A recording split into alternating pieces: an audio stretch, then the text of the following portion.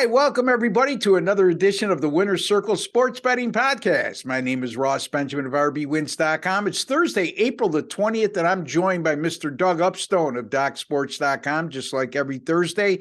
Today, we're going to be covering the NBA playoffs, and we're going to give you two free winners and our analysis on those games to be played on Friday the 21st. So keep that in mind, folks.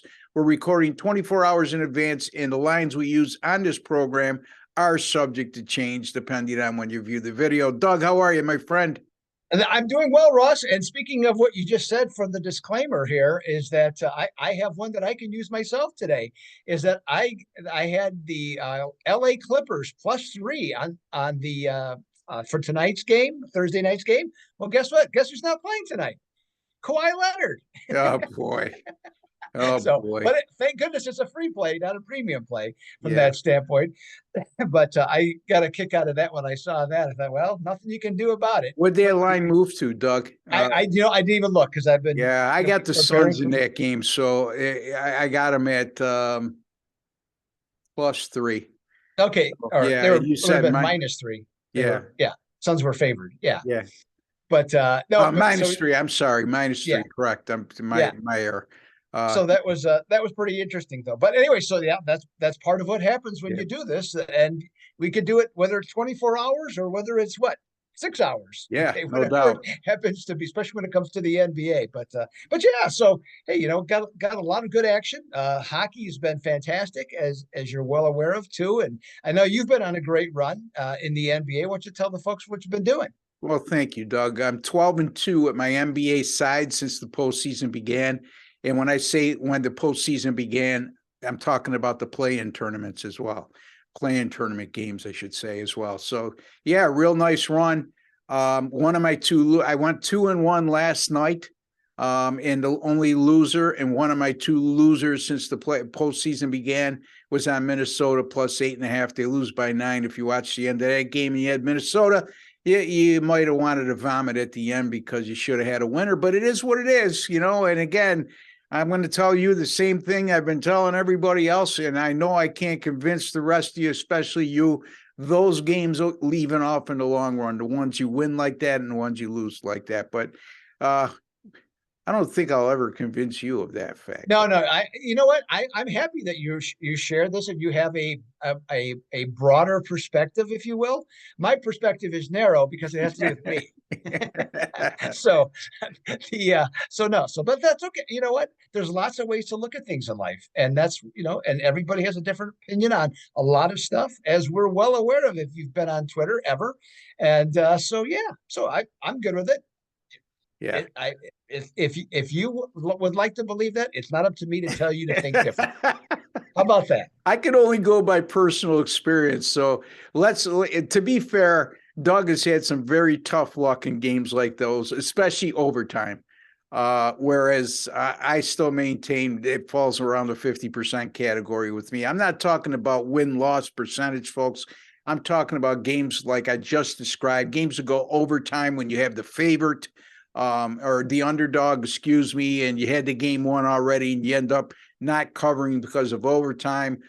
Situations like last night where you're down 8, the Clipper and they miss a shot with 20 seconds to go. It escapes me who they played now. It was Nuggets and Timberwolves. Yeah, Nuggets and Timberwolves. Denver misses a shot with 20 seconds to go.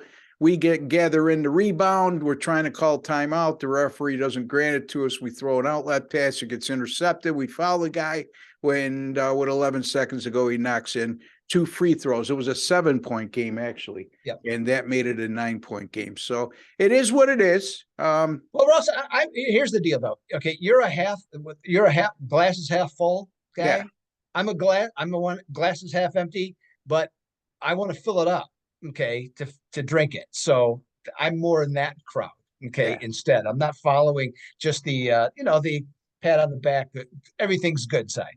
Like yourself, and I admire that attitude. By the way, yeah, you have to put positives on things, and you could be in a rough patch where you're only 50% over the last month, but You could look at some of the stuff you're doing and start to look into what you're good at and what you haven't been good at and make the proper adjustments within that realm. So, there's a lot of things we look at on a daily basis. I'll tell you one of them that I noticed this morning, Doug, and I want to make sure I recite this right to the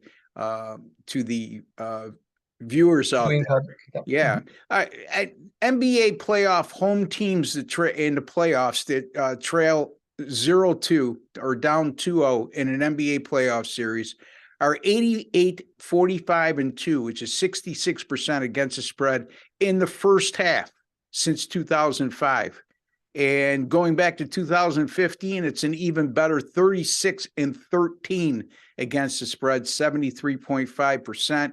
Again, folks, when you have a home team that's down 2-0 in a series, and we have some situations exactly like that coming up, and you're looking at the first half line, those home teams have gone 88 and 45 against the spread, 66% since 2005, and also 36, 13, and 1 against the spread since 2015. Doug, it just stands to reason home teams down 2-0, coming back home, emotional crowds, and playing with a sense of urgency because they don't want to fall down 3-0 in a series because it's virtually over at that point, and they respond well early on. So that's not a whole game spread, but it certainly makes a lot of sense to me. Yourself, Doug?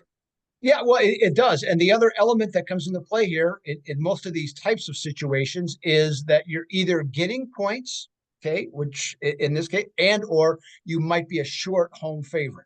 So, right. For example, you might, let's just say it could be a 3-point favorite. Well, then you probably at best would have a line of -2 for the first half. Okay. And that's probably a unusual tip, more often than not, if you're down 0-2, you're probably an underdog, might even just be slight, but nonetheless, you're an underdog. So it's advantageous besides the fact of everything you just mentioned, from that standpoint, home crowd, excited to be, a real sense of urgency because the series is over if you lose the game. So it's the whole 9 yards, so to speak, in that one. So yeah, so makes perfect sense to me.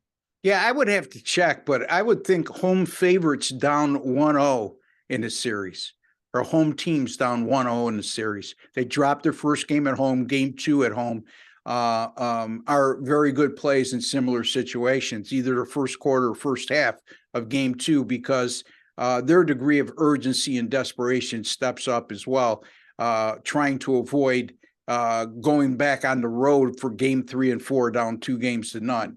And virtually, those are very low probability odds of coming back when that happens. So I'd be curious to see what that brings up. I know Milwaukee covered in that situation yesterday, and the Cleveland Cavaliers as well, losing their first game at home, and then really steamrolling their opponent in the first half of the following game. So any thoughts? I don't know if the Suns covered last night. Honestly, I don't remember. I know it was relatively close. They might have just got there. I don't remember the score. Obviously, I know they did for the game, but that would have been another one then too. A team that lost at home.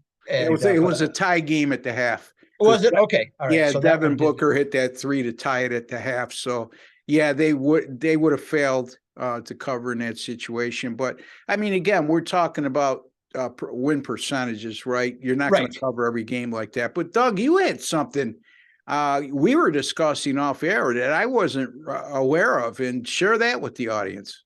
Yeah, well, so far now we're going to change it up for whatever reason, and I don't understand this exactly why. People are not counting the play-in games when they figure some of this stuff out, okay, in terms of numbers. And I agree. I mean, it's the playoffs, so it should be counted. But regardless, is of the games that have been played so far, starting this past Saturday with the quote unquote beginning of the NFL playoffs, is that the team that wins the game, okay, is 16-0 against the spread. Okay, perfect. So every team that has won it. So that means obviously every underdog is going to cover the spread that wins outright, but every favorite has too. And if you go back to last season, Ross, if I recall, I've seen this multiple ways on Twitter, but and some people use a variety of numbers. I know the 16 solid, but there's some different numbers. But I'm all but certain it's either 43 in a row or 44 in a row that this exact thing has happened. And it's just kind of interesting, I mean, is it an anomaly of sorts? Yes, I think so. But at the same time, I mean, you couldn't ask for a better situation as a bettor, okay, than just making the determination of finding the winner. Find the Yeah. right team to win. You got yourself some money coming your way.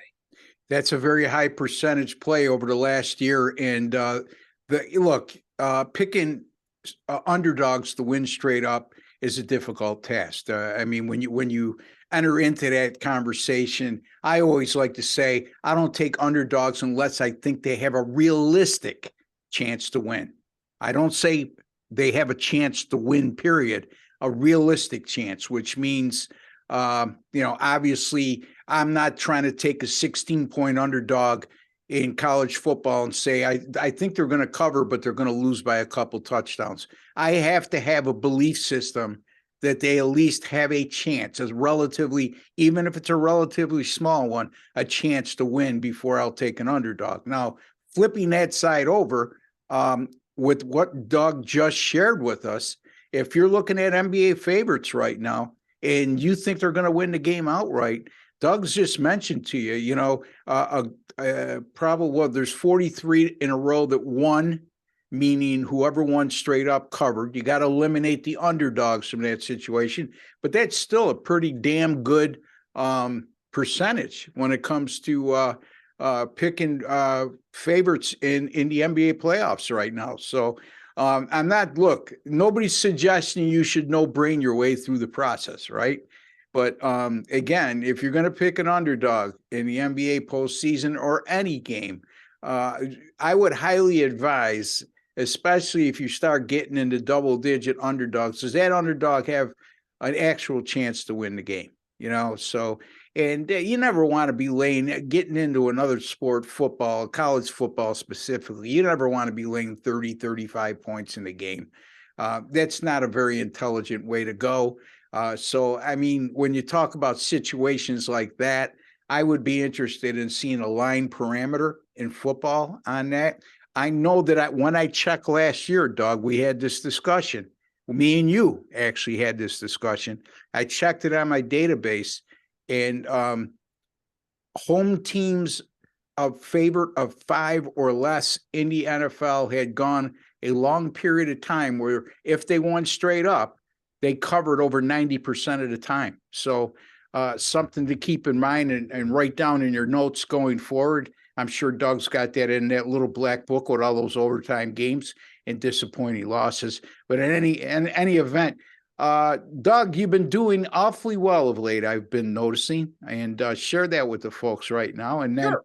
and then get into your free pick, which will come in your game in the NBA. Cleveland and the Knicks. Cleveland and the Knicks. So Knicks I got some things to say about that game as well.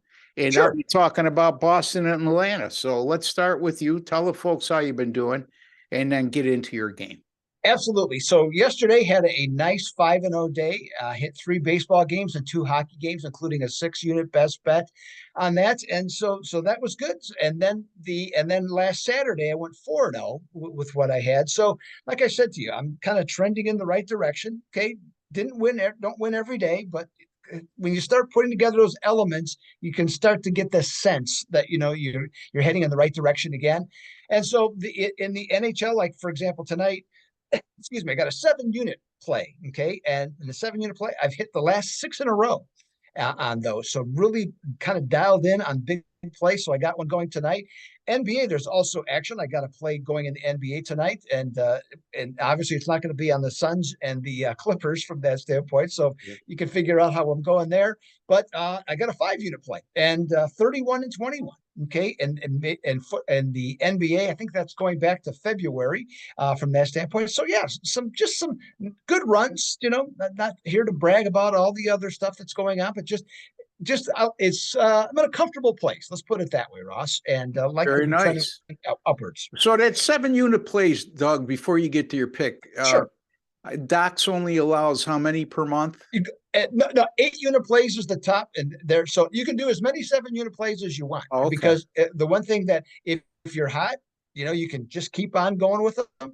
I'm not one that does that personally. Okay, I mean, unless I'm really hot, but I think I've had 2 7-unit plays in the last month.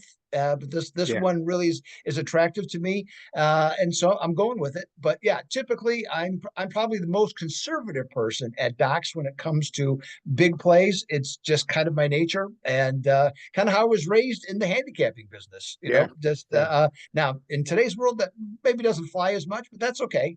Just hey, the idea is to win, okay, and however you get it done, a winner's a winner.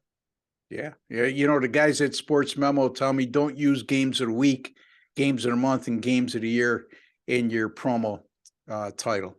And then Al McMorty would tell me you got to start using more of those. So Right. again, it's how what your personal feel is in that regard.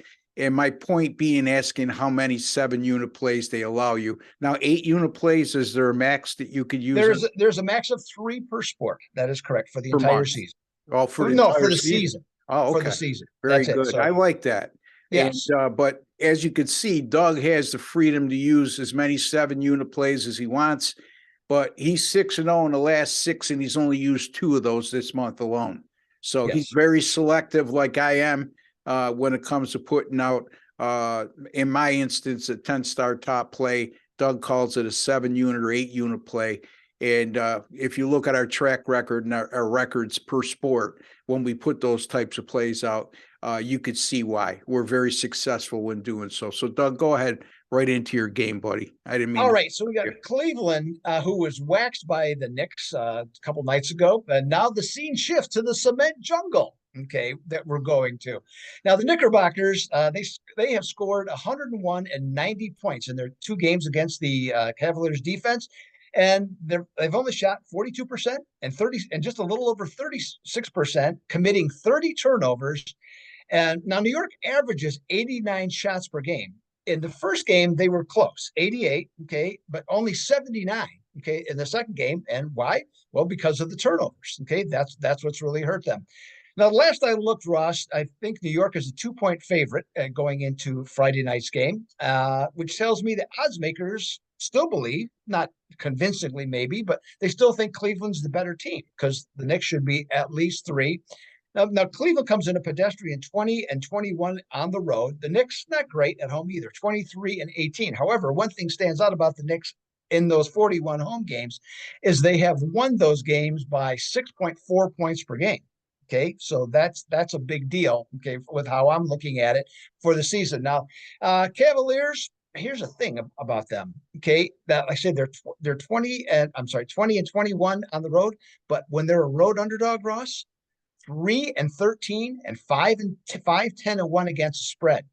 So that to me, that says a lot about what's going on with them. Now, as we have seen, the playoff intensity is so important in these games. And the one thing we just touched on briefly before was what happens when you go home, okay, and you're off either 2 losses or in the last game, you really got blown out. Now, I actually do like the Knicks at -2. But the thing I like even better is I think they're going to come out with a lot of urgency right from the start in the first half. And I think that their energy level is going to be good. They're going to look to take away some of the things that Cleveland likes to do, and especially against Donovan Mitchell from that standpoint. And the Knicks, 13 and 3 against the first half line after scoring 105 points or less, and 15 and 2 against the first half line if they're off 2 consecutive unders, which they certainly are. And this one, we're looking at something here that we're only giving one. We only have to give out 1 point, Ross. So I'm going to take the New York Knicks -1 on the first half line on Friday night. There you go. Doug likes New York -1 in the first half on Friday evening, April the 21st, against the Cleveland Cavaliers. And it goes hand in hand with, team coming back home, not so much down 2-0, 1-1, but they're coming off a bad loss, looking to atone for that poor effort, I should say, in the previous game, and riding the juice of the home crowd. And it all makes sense to me. And, Looking at the total in this game, 211.5, relatively low by modern day NBA standards, especially this year, but it's justified. I mean, the first two games both go under 198 and 197 points scored. Four of five meetings this year between these teams have gone under. Cleveland has allowed 106 points or fewer in the last 4 and 5 of their last 6 games overall. So they're playing tremendous defense. And the Knicks, going back to the side, there was a period of time, and I still think it's a pretty good record, but there was a period of time where the Knicks were just unbelievable as a home underdog or favorite of 2.5 or less. Right, so basically between plus 2.5 and minus 2.5. And that situation certainly would lend itself to that type of thinking in this particular matchup. But Doug's going to opt just to go in and say, look, I'm going to take the Knicks in the first half -1. They're going to come out flying. They're going to come out with more intensity. And they're going to be, like I said, they're going to, look to atone for a very poor effort in their last outing. And you could bet that Madison Square Garden crowd will be juiced up. It's playoff time, buddy.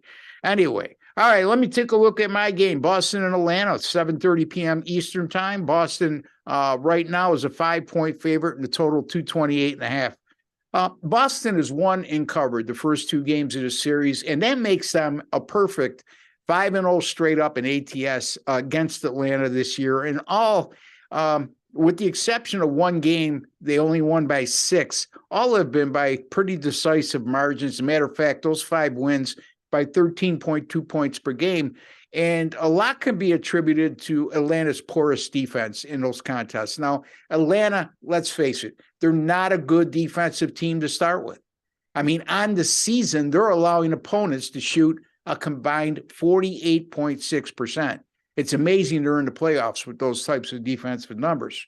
Boston has shot 47% or better in all 5 against Atlanta this year. And Doug, this is incredible. They've made an average of 18.8 3-point shots per game in their 5 contests against Atlanta, and made 45.2% of those long distance attempts. So a lot that Atlanta has to overcome. And I just don't see Atlanta. It's just not a good matchup for them, because on the other hand, the Celtics, Atlanta could get away with it against teams that are middle of the road to poor defensively. But now you're going against a Boston team that's number 2 in adjusted defensive efficiency. And they're number 3 in offensive efficiency. So they're a very, very balanced team. And here's another one. Any NBA favorite that leads a series and they're facing an opponent like Atlanta that has a win percentage of between 450 to 550, those NBA playoff favorites have gone 30-7 against the spread. That's 81.8% winning. And that's since 2019, over the last 5 years. And the average line in those games was -7.8, and the favorites won those games, or outscored their opponents, I should say, by 14.8 points per contest. I just don't see a heck of a lot changing here. I know that people are banking on Atlanta coming back. Boston won decisively the first 2 games. If you're going to lean toward anything with Atlanta, folks, I would look at a first quarter or first half play on them, just for the reasons that we just alluded to and discussed. And Doug touched upon that too in his New York Knicks +1 or -1 first half bet on his pick. So keep an eye on that. But I'm going to take Boston here. I'm going to lay the 5 on the road. To me, they're going to make quick work of Atlanta, move on to the next series. They're just playing way too good for Atlanta right now. And again, the big difference in this game, Atlanta's going to be able to score a little bit, but Boston's defense, getting the ability to get stops at key times and shut down teams for long periods of stretches during a game, is what makes them so good, and is why they have dominated Atlanta and basically pulled away from them on each and every occasion this season. So Boston -5, Doug. Yeah, but no arguments for me, Ross, on this one. You got the Atlanta is. We talked about this. I think maybe it was one of the play-in games or whatever it was. But anyways, they're guard oriented, and so if Boston has the size in the backcourt where they can limit what Trey Young, excuse me, in particular, can do. So that's a big factor, and he also will turn the ball over, and Boston likes to slap at the ball. Okay. Yeah. That's just kind of what their defensive, let's just say how their acumen in terms of not acumen, how they like to play. Okay, from that standpoint. So that's a key point. And then the other thing is that I'm looking particularly for, especially just with it's just 5 points. Boston might actually kind of lollygag it for a while, okay? And then all of a sudden the fourth quarter comes. It could be a tie game, they could be up 1 or 2 or down 1 or 2, and all of a sudden it's go time for the Celtics because like they don't want to go back to Boston, okay, and play a fifth game because it's a waste of their energy. So I think they come out, they're going to take care of business. It might not be by a big score, it might not be double digits necessarily or anything like that, but I think they're definitely going to cover the 5 in this one, Ross. I'm 100% agreement with you. Well, that's a good thing because we went 2-0 on Monday. And when we agree with each other, like we did on Monday, you see what the results are. It's like the third 2-0 we've had over the last 4 videos, if I'm not mistaken. Okay. So that's not bad, Doug. So I can't explain it, like you said, but who needs to? When you just win, baby, just win. That's what Al Davis always used to say. So I'm on Boston -5, and Doug likes the New York Knicks -1 in the first half over Cleveland. You could find me at rbwins.com, rbwins.com. Like I said, folks, since the NBA postseason began, 12-2 with my sides. I'm currently ranked number 1 in the NBA postseason over at Sports Memo with an overall 13-7 record, 65% this postseason. Obviously, I'm top heavy with my sides. I haven't done well with my totals to date, but I'm usually very, very good with NBA totals, college basketball totals. So look for that to turn around as well. So that's rbwins.com. Money line picks in all sports. 42-26 since last August the 10th. That's good for 62% with the NHL playoffs and Major League Baseball going on right now. Money line picks are in the spotlight right now. So that's why I mentioned that. Anyway, rbwins.com, where if you don't win, you don't make a profit, you will be credited your account the exact amount of your purchase price. Use it any which way you like at any time. And Doug Upstone over at DocSports.com, where he's coming off a 5-0 day yesterday. He had a perfect day on Saturday. This guy's heating up, and when he heats up, bookies hide. And that's all I can tell you, folks. And they don't sleep well at night.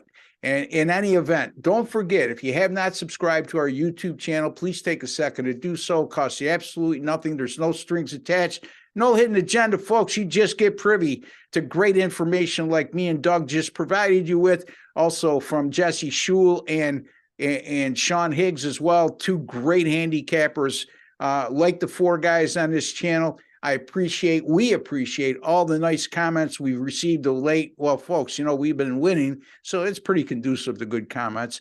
But what's more important, Doug, and I'm more gratifying, is a lot of the people who saying they love our analysis and they learn something from every time they watch us. Mm-hmm. So that's more gratifying than anything sometime. Anyway, until the next time, for Mr. Doug Upstone and Ross Benjamin, we like to wish each and every one of you all the very best. Don't forget to give us a like, folks. Take care and God bless.